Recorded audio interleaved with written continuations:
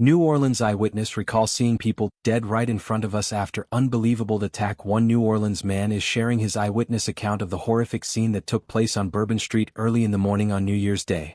After the driver of a pickup truck drove down Bourbon Street, killing 10 and injuring around 35 people in the city's popular French Quarter, the driver was killed in a subsequent shooting exchange with police. Jimmy Cothran, a New Orleans resident who was in a nearby nightclub at the time of the incident, spoke with NBC News about the horrors he and others witnessed. Sharing that he and friends noticed a lot of commotion at the end of Bourbon Street, Cothran said he ducked into the nightclub going up onto a balcony to see what had happened.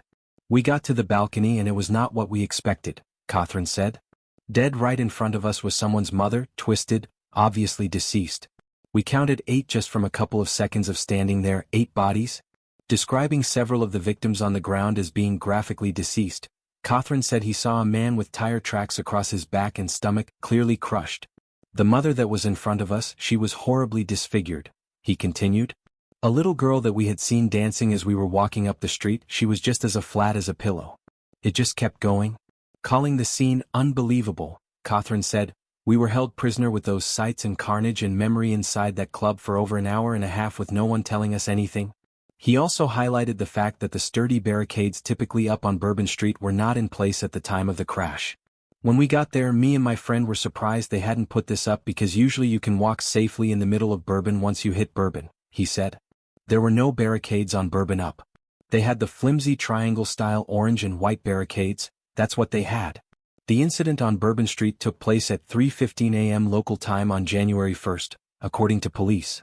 The FBI has confirmed that the suspect is dead and that it is investigating the incident as a potential act of terrorism.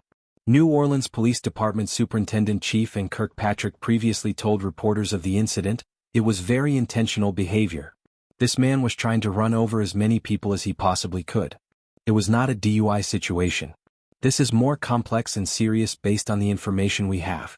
Kirkpatrick called out the driver's intentional mindset, saying, "This perpetrator who went around our barricades in order to conduct this, he was hell-bent on creating the carnage and the damage he did."